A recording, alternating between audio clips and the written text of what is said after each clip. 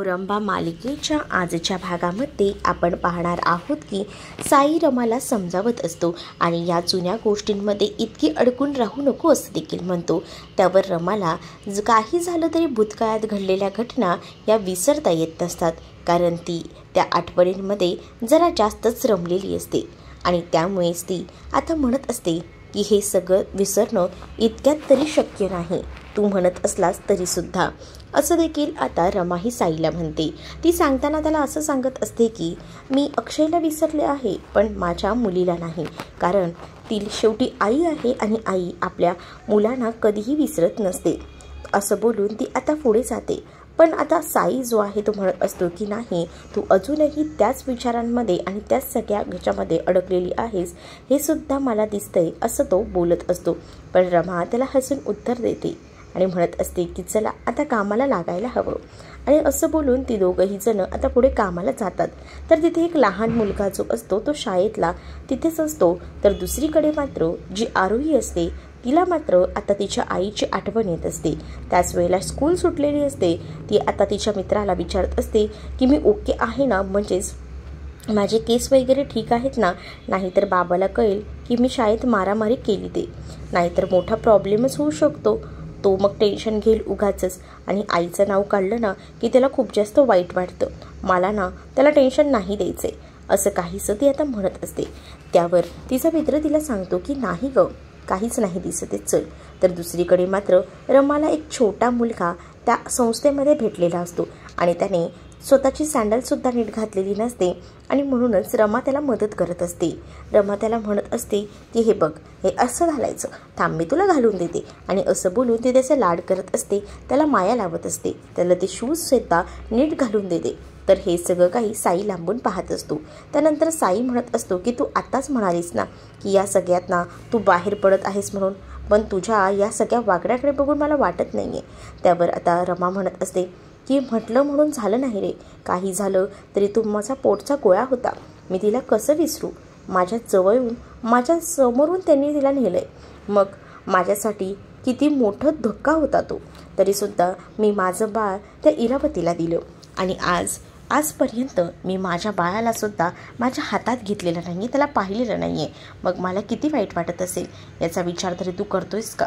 मी आतापर्यंत खूप विचार केला होता तिला भेटायचा, पण तरीसुद्धा मी या सगळ्यातून कसंबसं बाहेर पडले, खूप लांब अंतरावर येऊन पोचलेत, तरीसुद्धा हे सगळं काही मला विसरता येणार नाही आहे, कारण शेवटी ती माझी मुलगी आहे आणि तिला मी 9 महिने पोटात वाढवले, तिला जन्म दिला आहे। दुसरीकडे मात्र रमाच्या आठवणीत जुरलेली ही आरोही, हिलासुद्धा आता रमाची आठवण येत असते। सोबतच ती स्वतःला टिपटॉप आहे का नाही हे पाहत असते, कारण तिला वाटत असतं की जर मी बाबाला अशी दिसली तर बाबाला टेन्शन येईल, आणि दुसरीकडे आता अक्षयलासुद्धा वाटत असतं की आपलासुद्धा मूड फ्रेश ठेवायला हवा, आपल्यासुद्धा चेहऱ्यावर टेन्शन दिसलं का आरोहीला लगेच कळतं, मग आरोहीला परत वाटेल की पुन्हा काहीतरी झालेलं आहे बाबाला, मग तीसुद्धा विचार करेल, म्हणूनच तो सुद्धा स्वतःला सावरतो। आणि तो आता घ्यायला गेलेला असताना आरोही त्याला म्हणत असते की बाबा मला सांग ना, म्हणजे माझी आई कधीच कायमधून येणार नाही का? त्यावर तो तिच्याकडे पाहतच राहतो। दुसरीकडे मात्र आता जी मैत्रीण असते ताराची, त्या मैत्रिणीने ताराला कॉल केलेला असतो आणि ताराला ती बरंच काहीसं म्हणत असते। तारासुद्धा तिच्यासमोर मुद्दामून शायनिंग मारत असते आणि खरं तर ताराचा सगळा खर्च अक्षय करत असतो। तर दुसरीकडे अक्षय मात्र आता तिच्या मुलीला घ्यायला गेलेला असताना आरोहीने व्यक्त केलेलं रमाबद्दलचं प्रेम हे त्याला दिसत असतं, पण त्यावेळेला तो काहीच बोलत नाही, तो फक्त तिला जवळ घेतो, कारण रमा ही त्याच्या आयुष्यातून गेलेली असली तरी मनात थोडीफार का होईना असते, पण जे काही त्रास त्याला होत असतात, जो काही गैरसमज त्याने करून घेतलेला असतो, त्यामुळे हे सगळं काही त्याला सहन करावं लागत असतं। पण आता खरं तर आरोहीला तिच्या आईची नितांत गरज असते, कारण तिने तिच्या आईचा फोटोही पाहिलेला नसतो आणि तिची आईही पाहिलेली नसते, आणि त्यामुळेच आता तिला खूप जास्त वाईट वाटत असतं। म्हणूनच ती आता म्हणत असते की नाही, काही झालं तरीसुद्धा मला जे आहे ना ते आता आईला बघायचंच आहे। तर दुसरीकडे मात्र ताराने अर्थाला बोलवलेलं असतं आणि अर्थाला तर अक्षरशः तिने हाताखालचं नोकरच केलेलं असतं. ती आता मुद्दामून तिच्या फ्रेंडच्या समोर अर्थाला कामं लावत असते आणि म्हणत असते की ही एवढी मला नेलपेंट लावून दे आणि माझे केससुद्धा स्ट्रेटनिंग करून दे असं देखील तिने सांगितलेलं असतं. आणि अर्थासुद्धा ताराचं सगळं काही ऐकून तिला सगळं करून देत असते. बिचारी अर्था ही एकदमच साधी आणि सिंपल दाखवलेली असते. तारा तिला मुद्दामून छळायचा प्रयत्न करते आणि तिला म्हणत असते की हे असं नाही ग, हे असं करायचं आहे. आणि त्याच वेळेला आता तिच्याकडनं तिने बरीच कामं करून घेतलेली असतात. अर्थासुद्धा निमूटपणे सगळं काही करत असते, कारण अर्थाचं इथे कोणीसुद्धा नसतं, कारण अभिसुद्धा त्या अर्थाला एकटंच सोडून पळून गेलेला असतो. तर दुसरीकडे मात्र आता जी ताराची मैत्रीण असते ती म्हणत असते की ही कोण आहे. त्यावर तारा तिला सांगते की ही ना मी ठेवलेली मेड आहे असं बोलून मुद्दामून तिला हिणवते. त्यावर अर्थाला सुद्धा वाईट वाटतं, पण अर्था त्यावेळेला काहीच बोलत नाही, कारण ताराच्या समोर बोलणं म्हणजे तिला खूप जास्त धक्कादायक वाटत असतं. दुसरीकडे आता अक्षय आरोहीला घेऊन जेव्हा घरी येतो तेव्हा आरोही तिथे समोर बसलेल्या शशिकांतकडे जाते आणि त्यांना मिठी मारते. पण शशिकांत दारूच्या अवस्थेत असतात आणि ते इतके दारू पियालेले असतात की त्याच्या तोंडातला खूप सारा दारूचा वास येत असतो आणि त्यामुळे आता खूप जास्त आरोही वैतागते. आरोही म्हणत असते शी किती वास येतोय, तर तू ना तुझ्या आईवरच गेली आहे असं देखील आता शशिकांत हे बोलत असतात. ते सुद्धा खरं तर त्या आरोहीला रमाचं नाव घेतल्यावर लगेच अक्षय चिडतो आणि तुम्ही लगेच काय आरोहीला म्हणताय की तुझ्या आईवर गेली आहे म्हणून, ती सगळं काही करते ना ते माझ्यावर गेली आहे म्हणून करते, आणि तुम्ही सकाळी सकाळी दारू पिताय आणि वरती माझ्या मुलीला सुद्धा जवळ बोलवताय. तुम्हाला काही कळतंय का? अजूनही एवढे वर्ष होऊन सुद्धा काही त्यांचं पटत नसतं. दुसरीकडे मात्र हे सगळं काही दारात उभं राहून आरोही ऐकत असते. आरोहीला खरं तर जे काही तिच्या आईबद्दल बोललं जात असतं ना ते ऐकूनच धक्का बसत असतो आणि त्यामुळेच ती दारात उभं राहून हे सगळं बोलणं ऐकत असते. तर दुसरीकडे मात्र अक्षय जो आहे तो शशिकांतवर भडकलेला असतो आणि म्हणत असतो की आता पुरे करा हे सगळं, मी इतकं काही सहन करून घेणार नाही, खूप झालं आता. आणि असं बोलून तो आता खूप जास्त ओरडत असतो. पण जेव्हा हे सगळं काही तो ओरडून ओरडून बोलत असतो तेव्हा मात्र आता शशिकांत म्हणत असतो की काय बोलायचं आता ह्या मुलांना, हे नेहमीचंच झालेलं आहे. त्यानंतर आता तिकडनं खरं तर अक्षय जो आहे तो निघून गेलेला असतो. तर दुसरीकडे मात्र इरावती मनात विचार करत असते, जे मी ठरवलं होतं अगदी त्याच पद्धतीने आणि सगळं काही वर्क होतंय आणि त्यामुळेच आता ती खूप जास्त खुश असते.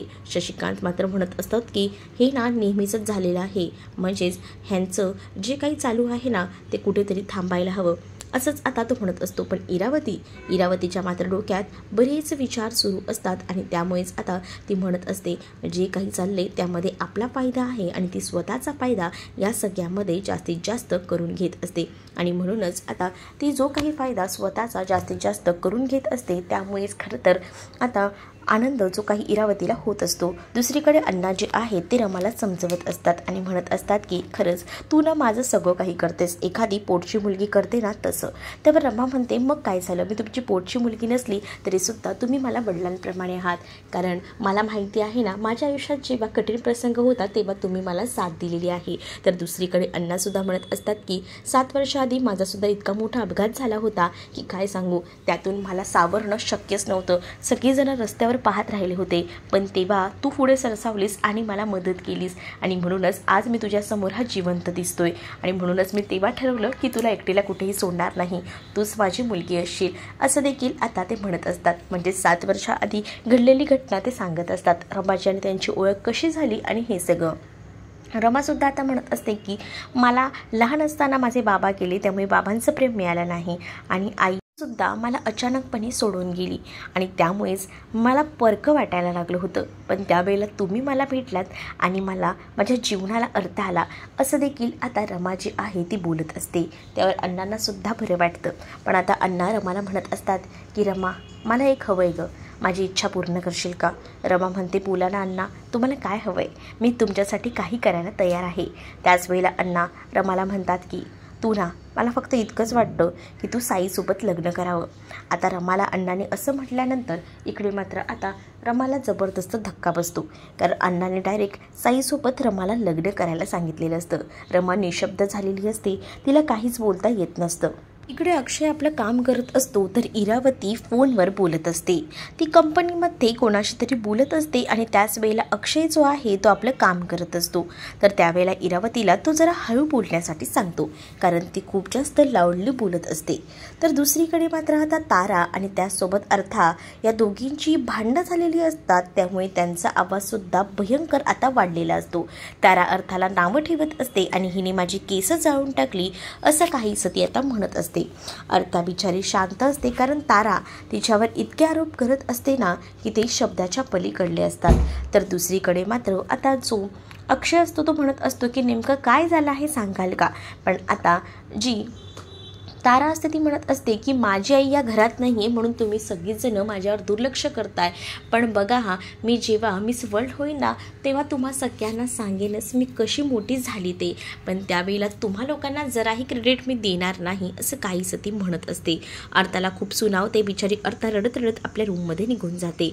तर इकडे मात्र आता इरावती म्हणत असते की अगं मामा तुझ्यासाठी सगळं करतो, मग आता काय झालं आहे, आता कसली कमी झाली आहे. त्यावर अर्था म्हणत असते की मला कीज हवे आहेत आणि मला ते घेण्यासाठी पैसे नाही आहेत. अक्षय आता तिच्या अकाउंटला लगेच पैसे टाकतो आणि तिला म्हणतो की खुश का, बस झालंय ना आता एवढं सगळं. त्यावर तारा म्हणते की हो आता बस झालं. त्याबरोबर आता तिकडनं तारा जी आहे ती निघून जाते. पण आता अक्षय जो आहे तो खरं तर खूप जास्त वैतागलेला असतो, कारण अक्षयला आता हे सहन होत नसतं. 4 मुलांना सांभाळणं, त्यांचं सगळं काही करणं, त्यांना पॉकेट मनी देणं, हे सगळं काही त्याच्या आता डोक्यावरनं चाललेलं असतं. आणि त्यामुळेच आता तो प्रचंड असा संतापलेला असतो आणि त्याला असं वाटत असतं की हे कुठेतरी चुकतंय आणि हे कुठेतरी थांबायला हवं. आणि म्हणूनच तो भडकलेला असतो, कारण एखाद्या माणसावर एवढी जबाबदारी येणं म्हणजे खूप मोठं काम आहे आणि तो ते सगळं काही हँडल करत असतो. दुसरीकडे तो म्हणत असतो की आता खूप झालं, आता नाही मला सहन होते सगळ्यांची जबाबदारी घेणं आणि त्यांच्या म्हणण्याप्रमाणे वागणं, कारण आतापर्यंत खूप काही केलं पण इथून पुढे नाही. कारण सगळ्यांनी स्वतःची जबाबदारी झटकून सगळं काही माझ्या अंगावर सोडून निघून गेले. त्यांना जरा देखील माझी दया आली नाही. अभि तर त्याच्या गर्लफ्रेंडसोबत पळून गेला. त्याचसोबत ती जान्हवी वहिनी ती तर तिच्या माहेरी अमेरिकेला कुठे ती निघून गेली आहे. आणि इकडे मात्र जो आनंद आहे तो अजूनही या धक्क्यात आहे. मग आपण नक्की कोणाकडे बघायचं करू मी या सगळ्यांसाठी असं अक्षय बोलून इरावतीला सांगत असतो. तर दुसरीकडे मात्र आता अण्णांनी विचारलेलं असतं रमाला आणि रमाला सांगितलेलं असतं की तू ना लवकरात लवकर जे आहे तू आता विचार कर आणि लवकरात लवकर साईसोबत लग्न कर, कारण तू या भूतकाळात जगत राहिलीस ना तर तुला काहीसुद्धा सापडणार नाही. भूतकाळात उगाच हरवत नको जाऊस, कारण खूप काही गोष्टी आहेत त्या तुझ्या भूतकाळाशी निगडीत आहेत मला माहिती आहे. पण या भूतकाळातून बाहेर पडायचा प्रयत्न कर असं देखील तिला सांगितलं जातं. आणि जेव्हा हे सगळं काही तिला सांगितलं जातं ना तेव्हा मात्र आता रमा रडत असते आणि रमा म्हणत असते की हे सगळं करणं खूप जास्त मुश्किल आहे, पण तरीसुद्धा तुम्ही म्हणताय म्हणून मी प्रयत्न करते, पण लगेच मला शक्य होईल असं नाही. पण तुला मी मुदत देतो, तू उद्या रात्रीपर्यंत विचार कर आणि उद्या रात्री मला तुझा जो काही निर्णय असेल तो मला सांग. मी तो सगळा काही बघायला तयार आहे, काय असेल तुझा निर्णय तो.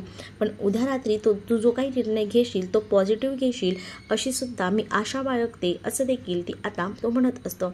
जेव्हा काही ते असं म्हणत असतात तेव्हा मात्र आता खरं तर जी रमा असते तिलासुद्धा आता बरं वाटत असतं. पण रमाला साईबरोबर लग्न करण्यासाठी आता सांगितलेलं असतं आणि त्यामुळेच आता रमा जी आहे ती खूप जास्त अस्वस्थ असते. तिला कळत नसतं की अण्णांचा शब्द ऐकू की नको आणि त्यामुळे ती आता खूप मोठ्या द्विधा मनस्थितीत अडकलेली असते. मात्र अण्णांनी तिला शेवटची संधी दिलेली असते आणि शेवटच्या संधीचं हे सोनं कर असं देखील सांगितलेलं असतं, कारण त्यांना साई जो आहे त्यांच्या मनामध्ये असलेलं प्रेम रमाबद्दलचं दिसत असतं. तर पुढील भागात आपल्याला पाहायला मिळतं अर्था जी आहे ती खरं तर उदास असते आणि तेवढ्याच तिथे आता आरोही जाते आणि आरोही तिला विचारते की काय झालं आहे ताई, काही झालंय का. पण अर्थासुद्धा नाराज असते हे आता आरोहीला कळलेलं असतं आणि आरोही नाराज असते हे अर्थाला कळलेलं असतं. दोघी एकमेकांसोबत सगळ्या गोष्टी शेअर करत असतात. तर दुसरीकडे मात्र जी सीमा असते ती खूप जास्त रडत असते. तिला गोळ्यासुद्धा घ्यायच्या नसतात. तिने तर आता अक्षरशः सांगून टाकलेलं असतं की जोपर्यंत मला रमा भेटत नाही ना तोपर्यंत मी काही गोळ्या वगैरे खाणार नाही असं स्पष्ट वक्तव्य तिने दिलेलं असतं. पण आता तिला अक्षय म्हणत असतो की रमा येणार आहे, उद्याच येणार आहे असं देखील तो म्हणतो. त्यावर सीमा म्हणते खरंच का, रमा उद्या येणार आहे का, तर बरंच होईल. मला ना जोपर्यंत रमा येत नाही ना तोपर्यंत बरे वाटणार नाही असं देखील आता जी सीमा आहे ती अक्षयला म्हणत असते. अक्षय तिला उगाच खोटं सांगत असतो, कारण आता सीमाच्या डोक्यावर परिणाम झालेला असतो आणि त्यामुळेच आता तिच्या हातात सुद्धा पावली असते. दुसरीकडे रमा जी आहे ती रूममध्ये विचार करत असते आणि त्याच वेळेला साई तिला म्हणत असतो की पण ना रमा ह्या सगळ्यातून बाहेर का विचार करत बसली या सगळ्याचा. पण रमा म्हणते गेली 7 वर्ष माझ्या मुलीपासून लांब राहिलेले आहे आणि त्याचसोबत मी माझ्या मुलीला खूप मिस करते. इतके दिवस मी राहिले त्या मुलीपासून लांब, पण आता होत नाही आहे मला सण.